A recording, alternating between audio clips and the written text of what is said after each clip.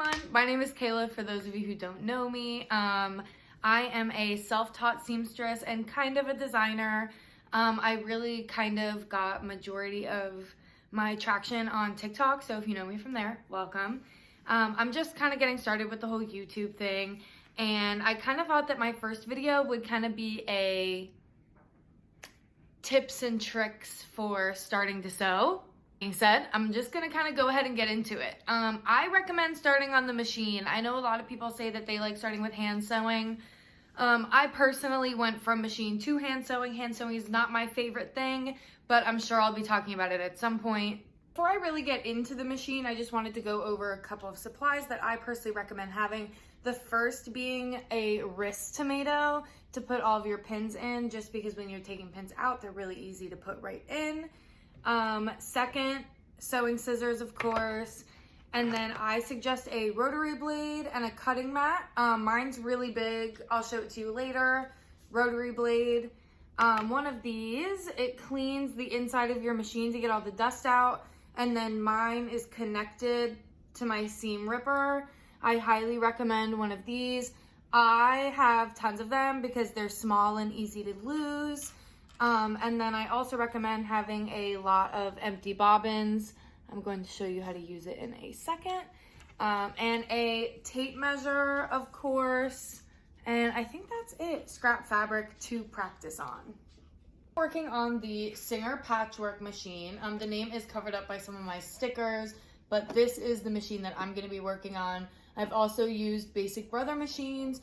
Across the board, it's pretty much the same thing, so I'm going to try to make this as universal as possible. This part is going to vary a little bit based on your machine, but I have my spool of thread on this rod, and I'm just going to lower it down. I wound it.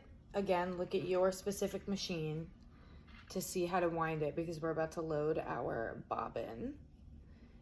So you want to go from the inside of the bobbin through one of the holes on the top and pull that, and then put your bobbin on this rod over here, push it tight, and then I have my speed all the way up, and you just press the pedal.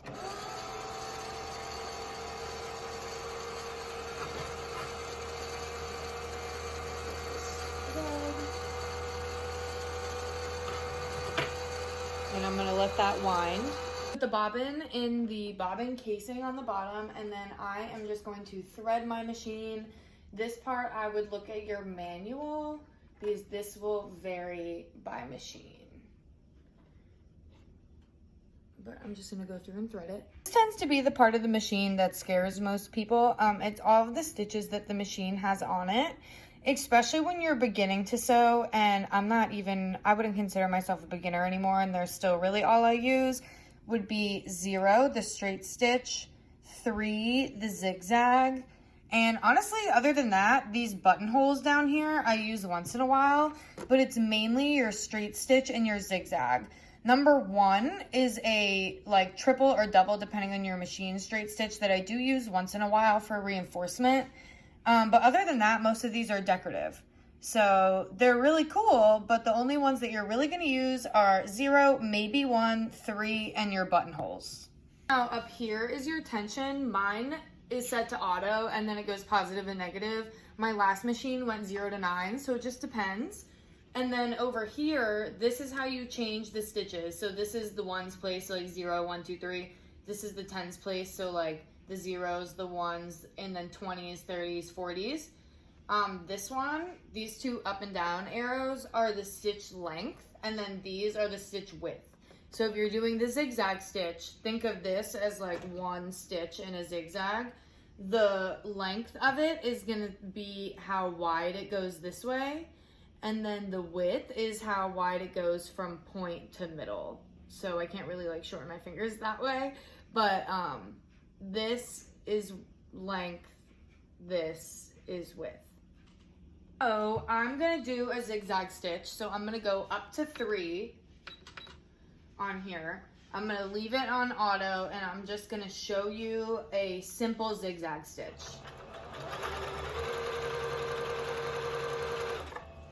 All right, I didn't backstitch or anything. So this is a zigzag with the black thread, and then here is the silver thread. As you can see, my settings are not good for this fabric, which is totally fine, because now stay on the same stitch, zigzag, but then put your tension up to +1.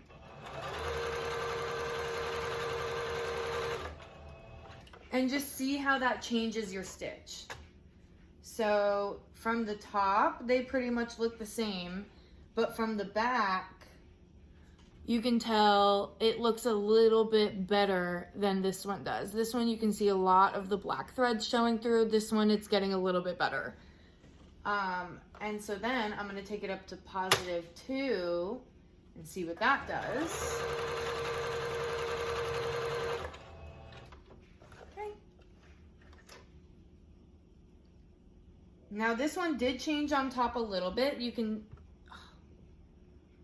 tell that the zigzags aren't going as well, and you can start to see some of the silver. And then on the back, you can't see any of the black, but you know in the front you're seeing silver, so that one's too far. So the 2 is probably your best bet here. Then you also want to do the same thing going negative. So I'm going to go all the way down to -3.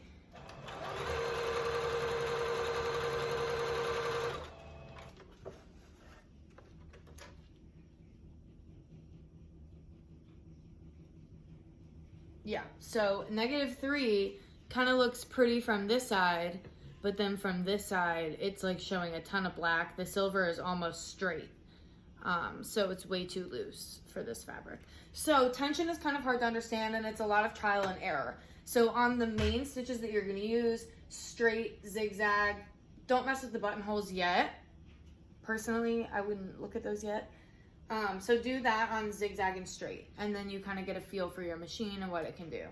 Play around with tension a little bit, and honestly, you're gonna find that most of the time you can just leave it on auto or like right in the middle, just kind of the default. I don't change it a lot, but it's nice to know.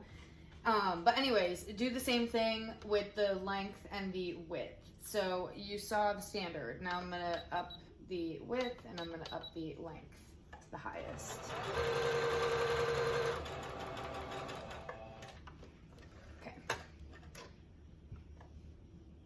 All right, so now the stitches look like that as opposed to the other ones. So they're a lot bigger, which a lot of times you'll use for stitches that you still want to have stretch in, but maybe your fabric is a little bit thicker, so the stitch needs to go farther, if that makes any sense. I am back on a straight stitch because that really is your most common stitch, at least it is with my sewing. And straight stitch is nice to practice, especially on a piece of like white scrap fabric with black thread, because you're gonna want to make sure that you can sew a straight seam before you move on to things like corsets and things that have seams that show. So I would just practice straight stitches like over and over again.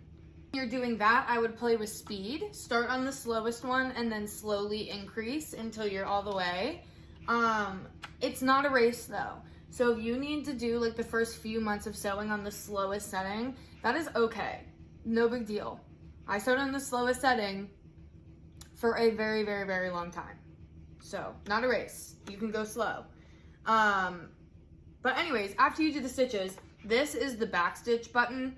So you want to, this is like a new stitch. When you're first walking in a couple stitches, hold this down and go backwards a few, and that'll lock your stitch in place. So that makes sure that neither piece of fabric moves away from the other one, assuming that you're sewing 2 pieces of fabric together. And then you kind of just continue. This is my slow speed. That's as fast as it'll get. And then when you get to the end of where you want your stitch to be, you just hold it down again. And then lift your foot, cut the threads, and you have a straight stitch that is backstitched. I have a bunch of scrap pieces of fabric that end up looking like this on one side and like this on the other, and that's okay. I have so many pieces of fabric that look like this, just trying to get it down. And I still do this when I'm working with a fabric that I've never worked with before. So recently I made a set of bridesmaids dresses out of stretch velvet, and I'd never worked with stretch velvet before. So I did a test run of all my stitches on the stretch velvet to make sure that I knew what I was doing before I actually went on to the dresses. Getting into the habit of doing that now is really nice because you won't have to get into that habit later. And then this also gets you set up to actually stitch garments together. And then this is also good to be able to tell too, like straight stitches on a stretchy fabric only kind of gives you a little bit of give, whereas a zigzag lets you like completely pull the fabric still. So zigzag and straight are nice for those two reasons. Straight, if you don't need your fabric to move at the seams, great. Zigzag if you want your fabric to move at the seams. So like necklines a lot of times will have zigzags so that you can take them on and off your body. That's where I would begin. I'm gonna start uploading a video about once a week with pretty basic tutorials in it. So once you start practicing that, I think next I'm gonna move into remaking a garment from something that you already own. So making a tank top out of a tank top that you really like. And then we'll move on to store-bought patterns. Made it this far.